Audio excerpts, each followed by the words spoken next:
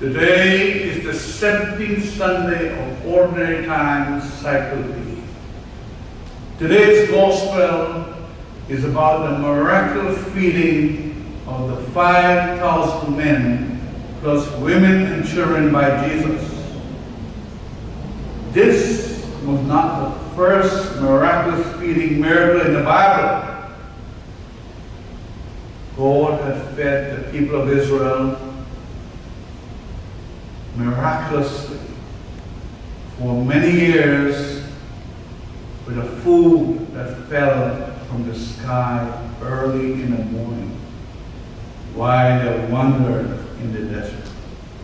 God sustained Elijah, the widow of Zarephath, and her son for an entire year with a small jar of flour and a jug of oil which never became empty.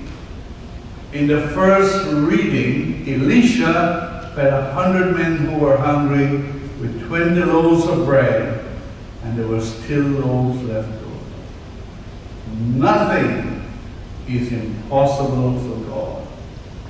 In the gospel story, the people kept following Jesus because they were hungry for the word of God, which was accompanied by the healing of the sick.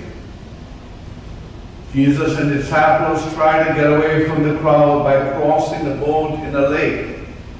But the people ran ahead around the side of the lake and arrived at the destination of Jesus and his disciples before they disembarked.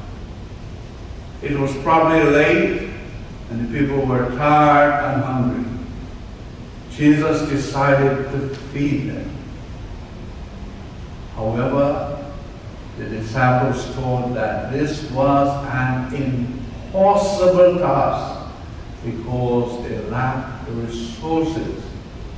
Philip told Jesus that even 200 days' wages could not feed them.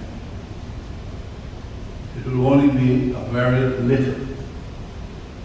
A boy gave Andrew 5 barley loaves and 2 fish, all that he had. Jesus blessed the loaves and the fish while giving thanks to God the Father and distributed them to the people. All ate until they were full, and there were 12 baskets of food left over. There are symbols to this story.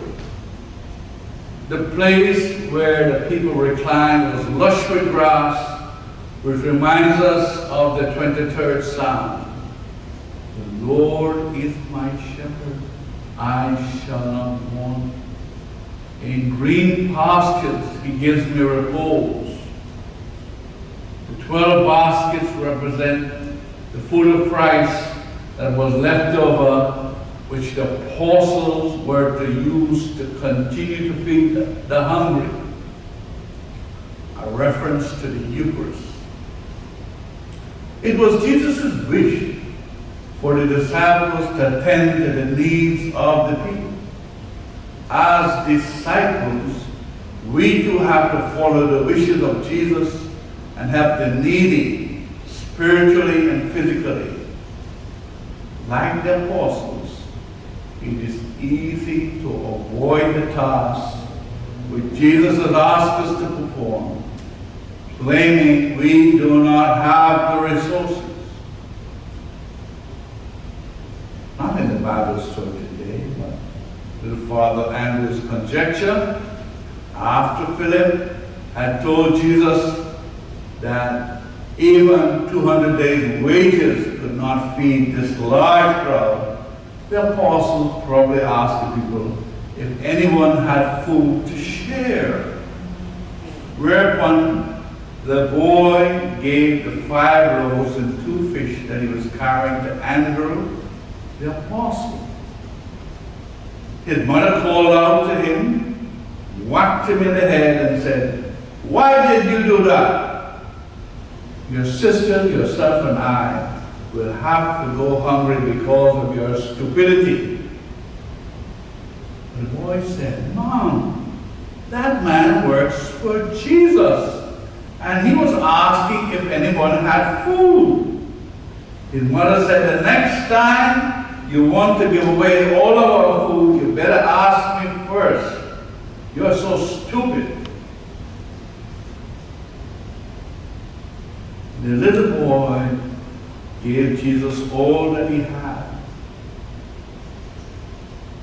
Do we have the heart of that little boy?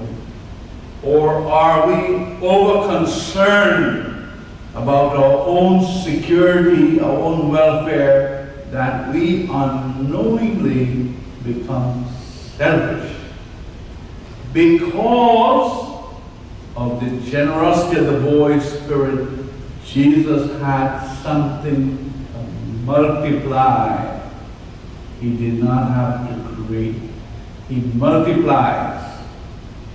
God can work great things through us, but He needs our cooperation. What percentages of our time, our talent, or our money do we place at Jesus' disposal so that He can multiply them?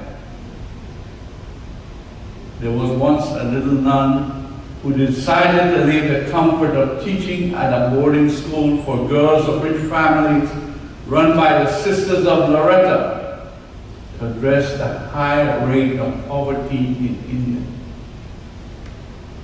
Many mocked her initial efforts, believing that she had taken on an impossible task.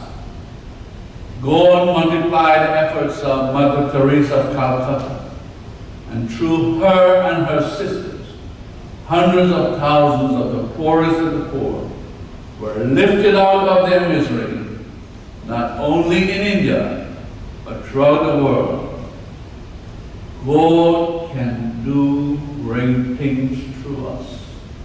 He will multiply our efforts, our gifts, and our sacrifices.